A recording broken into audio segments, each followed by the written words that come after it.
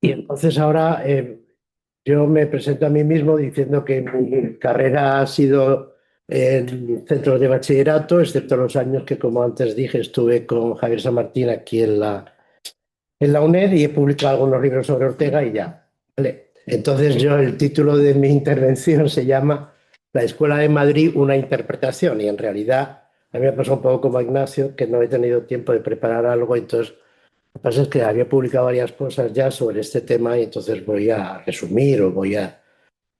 La palabra reciclar es una palabra fea, pero bueno, es la que conviene emplear en estos casos, ¿no? Eh, y voy a eso, a aventurar una interpretación del sentido que tiene hoy en día el concepto de la Escuela de Madrid. En ese sentido, yo voy más bien por la cosa historio-sociológica y por tanto voy a complementar el punto de vista de Javier, que a mi juicio ha aislado muy bien, con mucha precisión, esos elementos. A ver si algún día se reconstruye, digamos, la filosofía primera de la Escuela de Madrid a partir de Ortega, aunque a partir de Ortega y de Unamuno. Yo subrayaría que como puntos de partida habría que citar siempre a Unamuno y habría que citar, de hecho, para concretar más todavía, el diálogo, unas veces implícito y otras explícito, entre el sentimiento trágico de la vida de Unamuno y Meditaciones del Quijote de Ortega.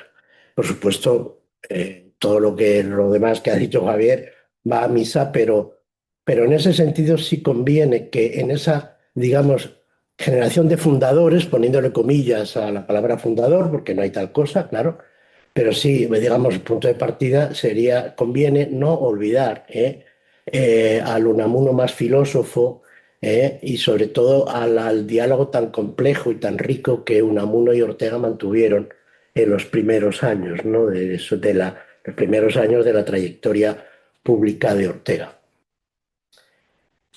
Dicho esto, yo creo que también habría que añadir, para situarlo en el tiempo, esta recepción de la Escuela de Madrid, que como escuela de filosofía no ha sido posible esta recepción hasta que el paso del tiempo ha permitido desconectar la filosofía española de la situación política que provocó la guerra civil y la dictadura. Yo diría que esta idea conviene tenerla presente. Por lo tanto, eso solo empezó a pasar a partir de 1983, fecha del centenario del nacimiento del filósofo, que se hizo un congreso internacional muy, muy, muy, muy de campanillas, al que luego me referiré al final. Y claro, evidentemente, esta fecha que doy como referencia está localizada en el ambiente de tolerancia mutua de la transición política bajo el paraguas de la Constitución del 78. Insistir en el término escuela y no preferir el de red, que está ahora mismo mucho más de moda por las propuestas actuales de la sociología del conocimiento, puede no estar justificado. En cualquier caso, creo que podríamos hablar de que escuela remite a la idea de una herencia sin testamento. Seguro que ustedes han reconocido, aprovecho para hacer un pequeño homenaje a Hannah Arendt, que estamos también en un centenario, en un cincuentenario suyo. Ella, en el prólogo a su libro Between Past and Future, entre el pasado y el futuro, menciona unos versos de René Char y habla de que nuestra herencia no está dictada, no ha sido fijada por ningún testamento. Bueno, en cierto modo, se me ocurre pensar que, que la herencia, que al fin y al cabo es lo que justifica el empleo del concepto escuela, que la herencia de la Escuela de Madrid no está, no hay ningún testamento que nos haya dicho. Testamento, metáfora de instituciones, porque es una escuela sin instituciones, ¿no? Por lo menos hasta que la Fundación Ortega se crea en el 81, 82, ¿no? Es decir, sin instituciones por algo que ahora comentaré, ¿no? Decía exactamente que desde 1939 la supuesta Escuela de Madrid no tiene institución en que alojarse, dado que las instituciones que le daban nombre vinculadas a Madrid, a la Facultad de Filosofía y Letras de la Universidad Central o Complutense, desaparecieron o fueron refundadas sobre otro espíritu y otra tradición de pensamiento. Un dato incuestionable es que ningún discípulo directo de Ortega enseñó en las facultades de filosofía, de la Universidad Española después de 1939 y hasta digamos, la muerte de Franco. Habría que hablar de que esta escuela virtual, apoyo el término que ya usó Javier, sobrevivió en las ideas, es decir, en los lugares en los que éstas pudieron alojarse en libros, exposiciones orales o discusiones, en fin, en diálogos. Y se trata de diálogos que efectivamente afectaron a las relaciones y fueron su forma de presencia a lo largo del franquismo y que se proyectaron precisamente entre, digamos, los restos de la escuela que vamos a llamar residentes o de exilio interior y los exiliados, que eran, como también Javier ha mencionado antes, la mayoría. Si en el interior de España Julián Marías encarna la continuidad, en el exterior podemos mencionar dos instituciones universitarias, prefiero hablar de instituciones que de personas porque son muy conocidas de todos, en las que de una forma o de otra la Escuela de Madrid estuvo presente. Me refiero a la Facultad de Filosofía, llamada vulgarmente por el edificio que la albergaba, el edificio Mascarones, la Facultad de Filosofía y Letras de la Ciudad de México, donde ejerció docencia Gauss, pero claro, no solo Gauss. Gauss es forzosamente el más relevante, pero Eduardo Nicol, los padre e hijo, los Xirau, etcétera, etcétera, y muchos más que no me puedo parar ahora a mencionar. Y luego la Universidad de Puerto Rico, en Río Piedras, que fue fundada por Jaime Benítez, un norteguiano, sin formación filosófica, era más bien politólogo y sociólogo, pero que monta o funda la Universidad de Río Piedras directamente sobre la inspiración de la misión de la Universidad de Ortega.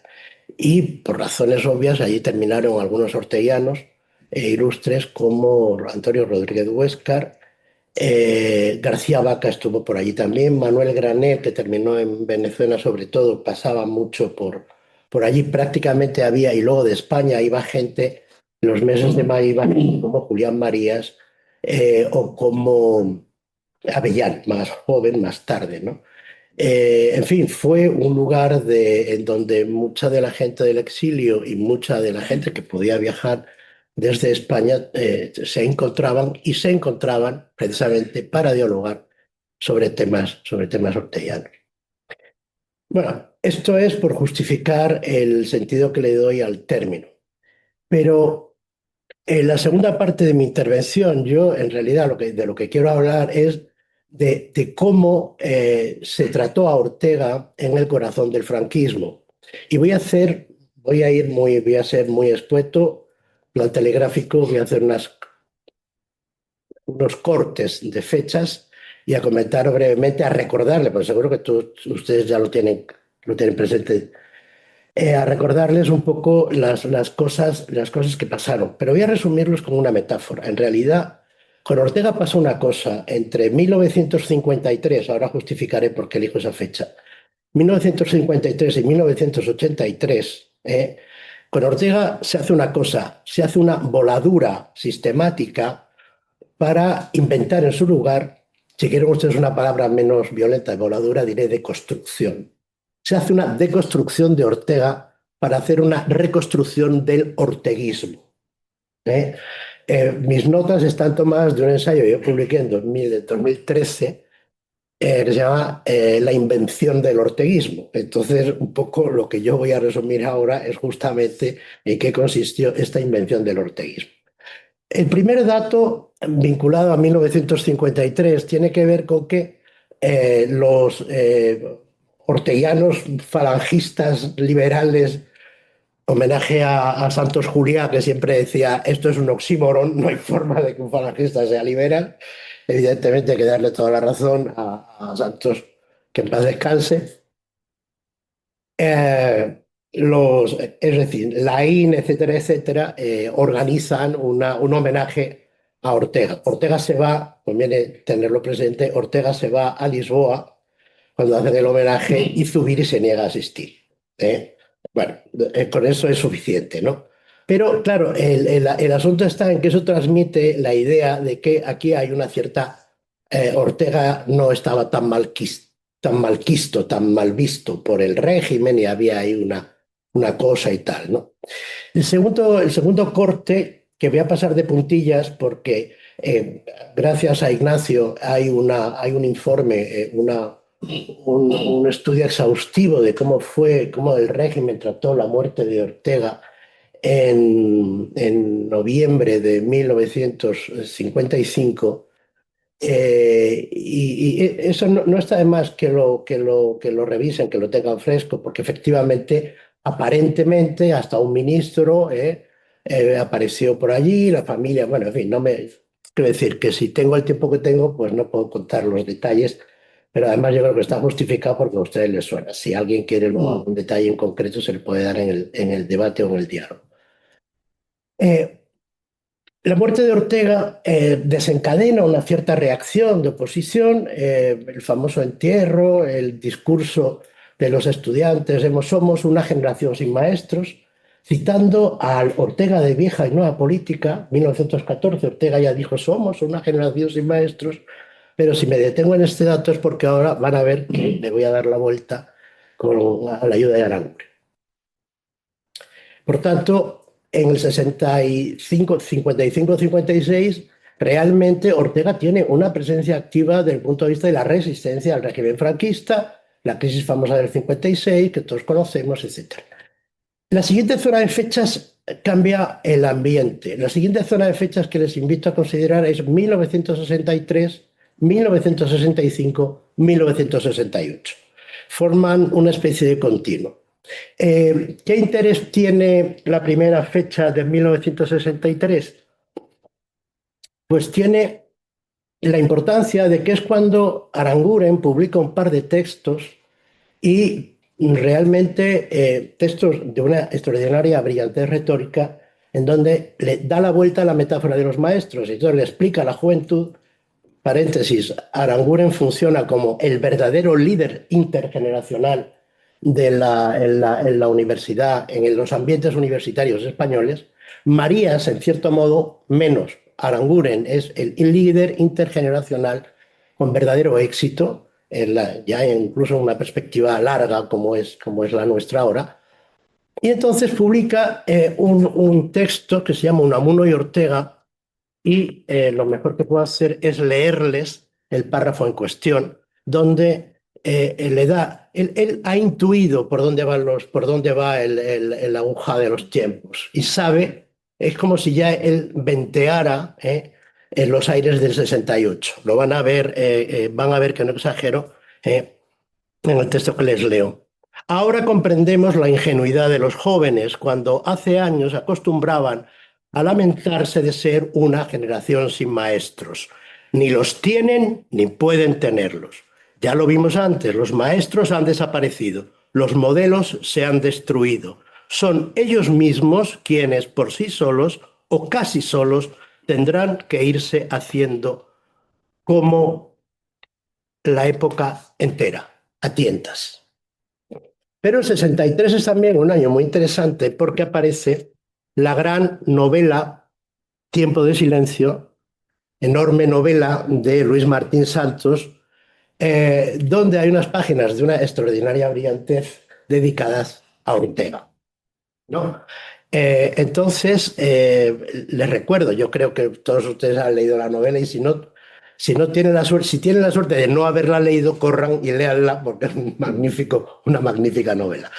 El caso es que ahí aparece el gran Buco, el gran tal, no se menciona a Ortega por su nombre, pero se hace la parodia que según luego he leído en otras fuentes, parodia que todo el Madrid intelectual estuvo meses y meses repitiendo, ¿no? La parodia de que Ortega estaba explicando El hombre y la gente en el Teatro Barceló y cogió una manzana y decían, esto es una manzana, pero ustedes no ven nunca la manzana entera. Entonces, bueno, en fin, ahí se tiraba media hora hablando de la manzana. Entonces, bueno, el fruto que le sacó Martín Santos a esta historia fue verdaderamente magnífico. Pero no les voy a leer un trocito de la de Martín Santos, sino que les voy a leer la paráfrasis, les voy a leer una cita de Gustavo Bueno, en un artículo que se titula La filosofía en España en un tiempo de silencio, publicado en 1996, hace una buena síntesis de la alegoría que había construido Martín Santos. Dice así la cita de Gustavo Bueno: la filosofía brilla por su ausencia en los antros del tiempo de silencio, porque el lugar en que la filosofía resuena con voz propia es el escenario del cine Barceló y en el limbo de los salones aristocráticos de la casa de Julián Marías. Allí es donde el gran buco se ha ido. La metáfora del gran buco, es decir, gran buco es una variante de Dionisos, otro nombre de Dionisos o de Baco. Se ha ido transformando en el gran maestro Ortega. Gustavo Bueno nunca tuvo mucha delicadeza para los misterios, ¿no? O sea que tenía que aclararlo. El gran buco era el maestro Ortega, el embaucador. Nadie le prohíbe hablar de filosofía, nadie amordaza la boca del gran maestro en el tiempo de silencio. Lo único que ocurre es que sus palabras, las palabras filosóficas, son ellas mismas silenciosas y vacías. Hasta aquí la cita de Gustavo Bueno. Este era el clima de los años 60 en el que Ortega se movía. Los discípulos, por ejemplo, Rodríguez de Huéscar, reaccionó cuando en 1965, en el 10º aniversario de la muerte de Ortega, Maraval dedica un número, por cierto, un buen número, un monográfico, Cuadernos Hispanoamericanos, a la memoria de Ortega. Huéscar le escribe una carta abierta que empieza diciendo algo así como, bueno, no estamos para centenarios, en realidad a estos, él vivía entonces en Puerto Rico, a los españoles, a los académicos, a los funcionarios de la alta cultura franquista, Ortega les trae al pairo. De modo que ese era, no voy a leer ninguna otra cita, ese era el espíritu del escrito de Rodríguez de Huéscar contra esto. Y realmente ya no tengo mucho más que decir. Podría entrar en detalles, no sé cómo voy de tiempo, yo creo que llevo 20 minutos. Sí. 5 minutillos. Vale, pues me sobran para terminar. Efectivamente, yo creo que Aranguren, además de invertir la metáfora, hizo otra cosa mucho más importante. Me acuerdo de una conferencia que luego publicó Taurus, que dictó en la Fundación Chini de Venecia, en donde hacía un resumen de la filosofía europea en sus últimas corrientes. Un resumen muy bien hecho, en donde por supuesto Ortega no aparecía y en donde solo se citaba de refilón a Zubiri. No aparecía nadie más, por supuesto, ¿no? Ya sabemos lo que significó en 1968.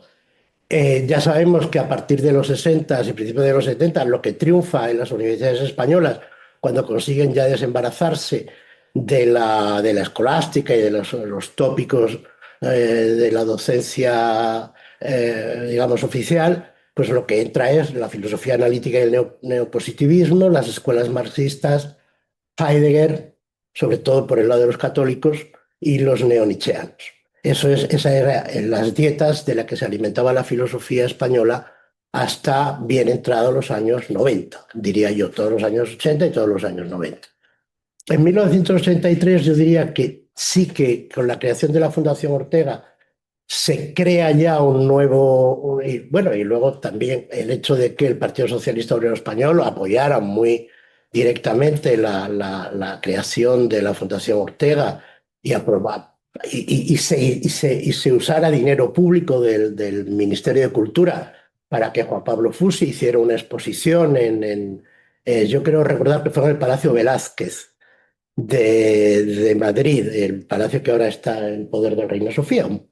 Allí se hizo una primera exposición sobre los 100 años de Ortega, luego se han hecho muchas más, y en ese sentido se hace un gran congreso internacional en 1983 que yo describo y resumo diciendo que es el Congreso de los Viejos, porque no hubo nadie que tuviera menos de 70 años en ese congreso. Hubo gente muy ilustre, como por ejemplo un Tran Gadamer, Gadamer vino a España y se tiró un buen rato en España, incluso grabó un programa de televisión llenando de elogios a Ortega y contando historias muy divertidas sobre que Heidegger, cuando venía Ortega a España, Heidegger lo mandaba a... Heidegger lo me decía, vaya usted a saludar al profesor español, que es que a mí me vuelve loca la cabeza. Y bueno, vinieron de Hispanoamérica, vino un montón de gente, en fin, los amigos y colegas del propio Ortega estaban todos allí, desde luego los Huéscar, los Marías, Soledad Ortega dirigía aquello, Rosa Chacel, etcétera, etcétera, etcétera. Pero yo diría que de la gente que tuviera menos de 50 años no había nadie. De menos de 60 años tendría que repasar las listas, pero Javier Estaba Pedro seguramente Cerezo. en ese congreso no está Pedro Sí. Cerezo. Me apuesto contigo lo que tú quieras. No, dio la conferencia, está publicada la conferencia en Teorema. Te confundes, no. Eso Son fue, el actas. teorema es otra cosa. Esto es el congreso que publica la revista Ortega, en la revista, lo diré, es el congreso que publica Revista de Occidente en su cuarta época, justo al año de haber terminado eso. Yo estoy hablando del Sí. congreso que organiza Soledad Ortega. Hubo otros congresos, como el de la revista Teorema, que organizó probablemente, ¿cómo se llama? No me viene a cero, pero no es a cero. García Trevijano. No, José Luis. no, yo creo que es el lógico está en Sí, sí. Valencia. Garrido. Es Garrido, Garrido, sí. que dirigía entonces la revista Teorema, quien organiza ese congreso. Y ahí sí, por supuesto, va Pedro Cerezo. Pero que yo sepa, no va nadie de los viejos, bueno, perdón, de los jóvenes, de los relativamente jóvenes, es decir, de tu generación, del 40 no va nadie. Y de los 50, yo creo, Lledó y Trías escriben en El País, en un suplemento del eso. Pero que yo recuerdo, y ahora sí que hablo de memoria, o sea, que no me comprometo a lo que estoy diciendo, pero yo diría que no es. Y ya con esto he terminado, con este congreso del 83, que es un punto y aparte, y luego ya llegamos nosotros. Muchas gracias.